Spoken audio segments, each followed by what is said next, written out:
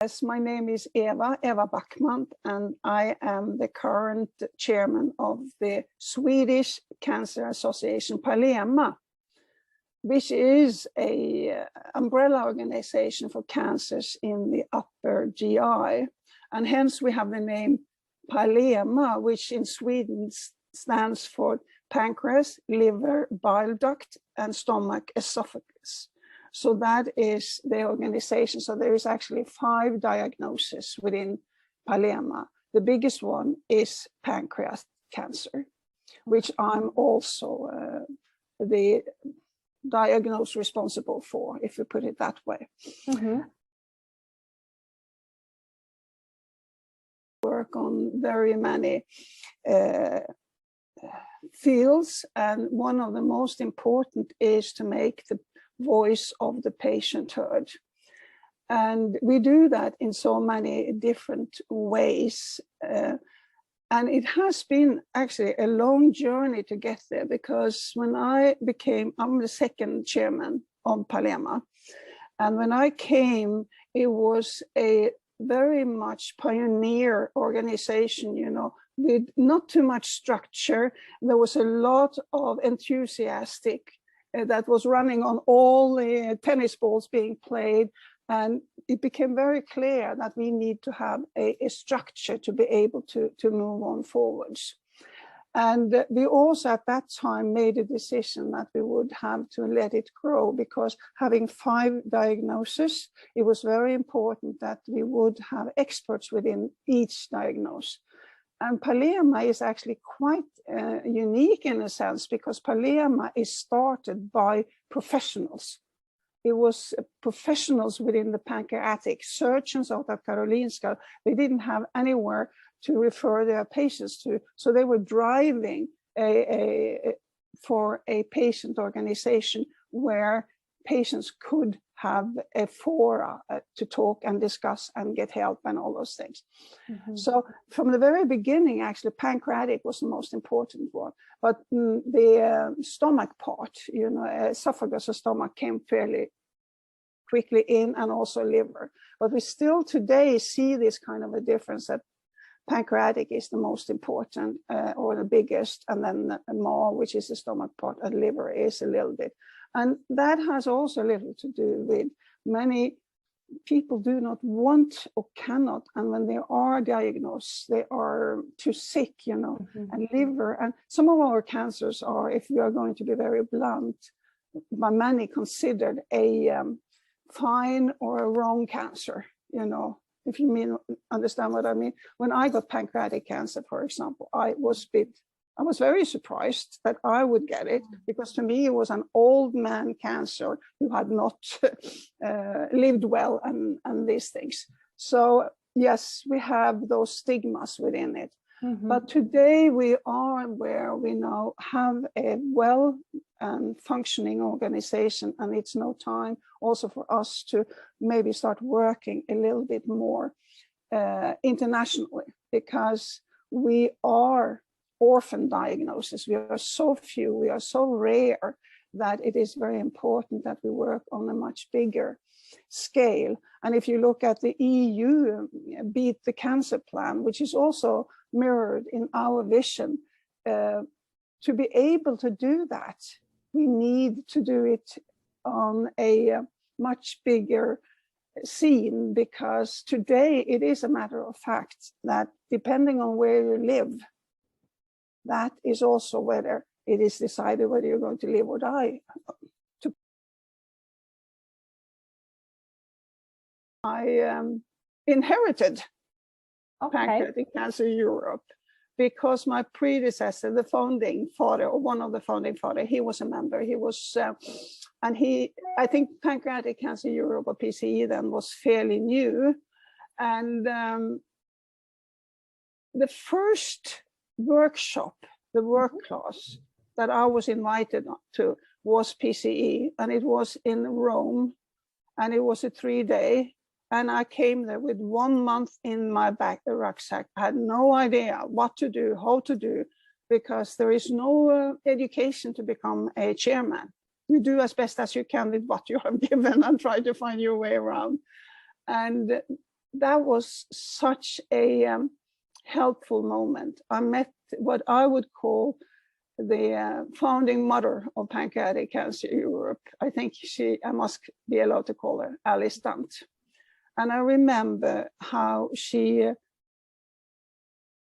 gave me insight and told me how to focus. And she said, Eva, yes, a non-profit is good. It's very good. But we don't have any non-profit in the board any longer, because you need to have the consistency, you need to have the continuity, and you need to build a structure that, because you will see that volunteers, they can come and go, but once you have staff employed, that is very important. Yeah. Yes, the goals is, of course, to be the voice of the patients, to put the patients on the agenda throughout. It is to be more involved in the EU cancer plan, you know, beating cancer, because it all starts with the dream and a vision. And we have that vision. We also have the vision of a cancer-free society, which interlocks with the EU beating cancer plan. And we can never, should I say, we must realize how strong a vision can be. And it needs to be people voicing it, and we start on it one step at a time. Just look at Martin Luther King, I have a dream, you know, or JFK, I want to put a man on the moon, you know, all those things. Once it has been envisioned, it is also a way forward, and we need to be many to be able to do those things. So I hope that we can become a better instrument for the change that we need to instigate. We need to drive the processes, and we need to take change of the processes. We are working then to try to introduce more patient variables into the quality system, the reporting system.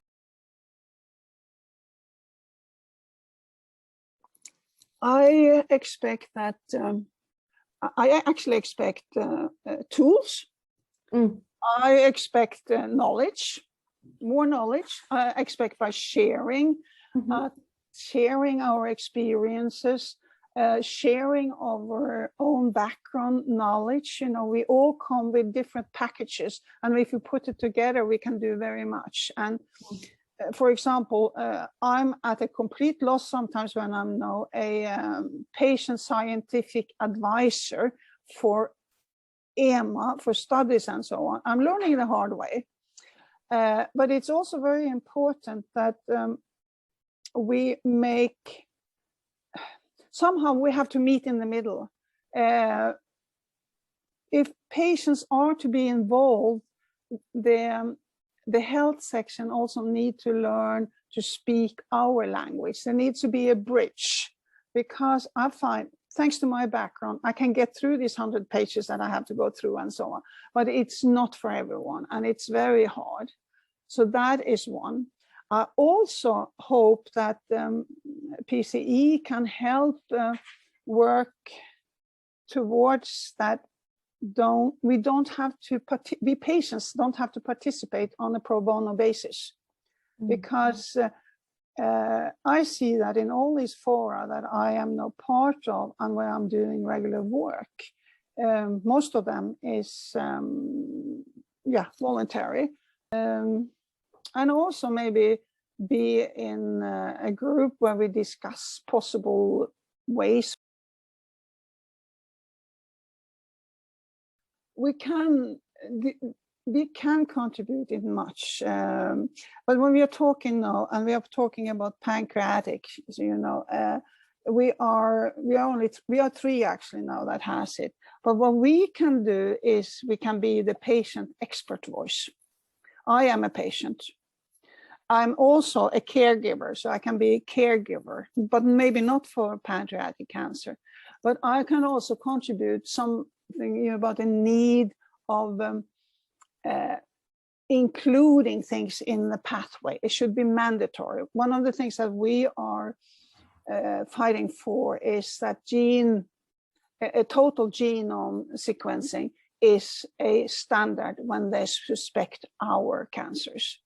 We have also launched a one-liner, or what we call blåljuscancer, and it means blue lights. You know, if you think about an ambulance, at the top you have this siren that goes like that. Blåljus is that siren going here. It's an ambulance. It's speed.